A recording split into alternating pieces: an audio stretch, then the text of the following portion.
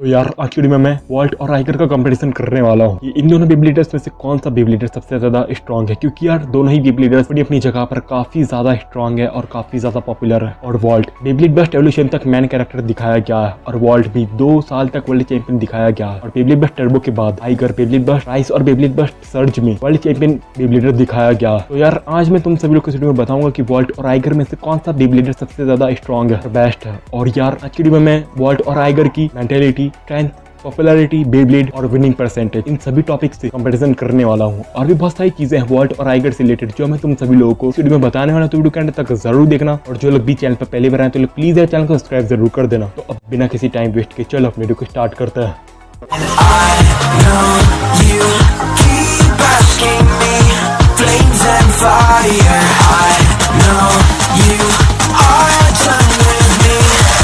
It's just fired.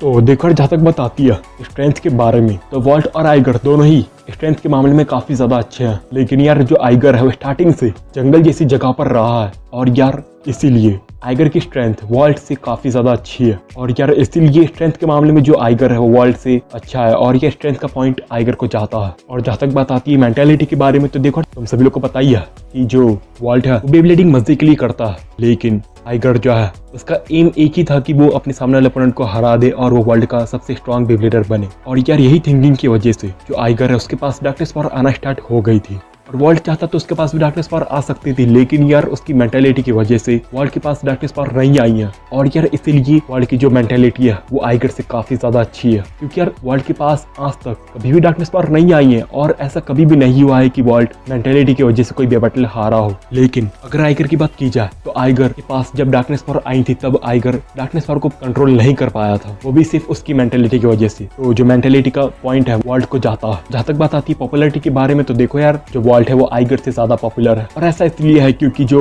Vault है वो बेबलीड bast की सीजन 1 से दिखाया जा रहा है और सीजन 1 से दिखाया गया है कि वॉल्ट किस तरीके से आगे बढ़ा और उसने अपनी बेबलीडिंग किस तरीके से इंप्रूव की। और यार वॉल्ट ऐसा पहला मैन कैरेक्टर था जो चैंपियनशिप के फाइनल में आकर हार गया था। और यार ये एक चीज है जो फैंस को बहुत ही ज्यादा पसंद आती है। और यार पॉपुलैरिटी के बारे में अगर बात आती है तो वॉल्ट की पॉपुलैरिटी आइगर से ज्यादा है। और अगर बात आती है विनिंग परसेंटेज के बारे में, तो तुम सभी को पता ही होगा कि आइगर ऐसा पहला मैन कैरेक्टर था जिसने वॉल्ट जैसे बेबलीडर को हराया था। आइगर ने वॉल्ट को हराया ही नहीं था, आइगर ने वॉल्ट की बेबलीड वेल्ट्रेक को डिस्ट्रॉय किया था और ऐसा पहली बार और आखिरी बार हुआ था। और सिर्फ आइगर ही ऐसा कैरेक्टर है जिसने वेल्ट्रेक को डिस्ट्रॉय किया था। और यार इससे तो ये पता चलता है कि बेबलीड बस्ट टर्बो में वॉल्ट की जो विनिंग परसेंटेज है वो काफी ज्यादा कम दिखाई गई है और आइगर की विनिंग परसेंटेज बहुत ही ज्यादा है। लेकिन यार अगर सिर्फ बेबलीड बस्ट टर्बो की बात की जाए तभी आइगर की विनिंग परसेंटेज ज्यादा है। लेकिन अगर सभी सीजन को देखकर वॉल्ट और आइगर की विनिंग परसेंटेज को देखा जाए तो वॉल्ट की विनिंग परसेंटेज ज्यादा होगी। लेकिन यार यहाँ पर बेबलीड बस्ट टर्बो की बात हो रही है तो विनिंग परसेंटेज का जो पॉइंट है वो आइगर को जाता है। और अब आता है सबसे मेन पॉइंट, बेबलीड। तुम सभी को पता ही है आइगर ने किस तरीके से अपने अकिलिस बेबलीड को बनाया था और अकिलिस ग्रीक मैथोलॉजी का एक हीरो है और आइगर अकिलिस से इंस्पायर भी है। लेकिन यार बेबलीड बस्ट में तक ऑफिशियली नहीं बताया गया है कि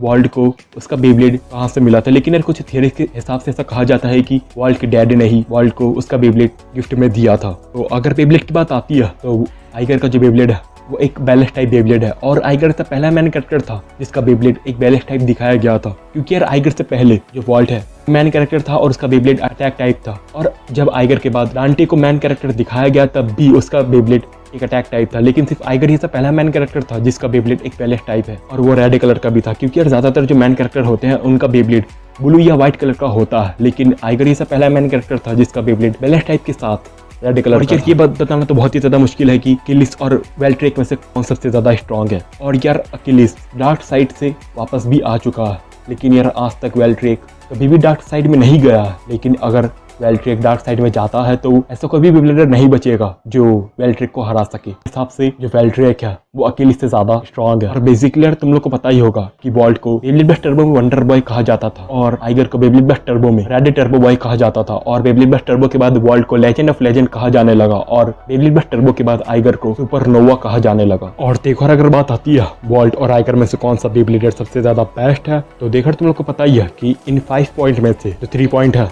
वो वॉल्ट जीत चुका है। और यार मैं ऐसा नहीं कह रहा कि आइगर खराब है या फिर वॉल्ट खराब है, दोनों ही बेब्लेडर अपनी अपनी जगह पर काफी ज्यादा अच्छे हैं और दोनों ही बेब्लेडर अपने अपने सीजन के काफी ज्यादा स्ट्रॉन्ग बेब्लेडर है।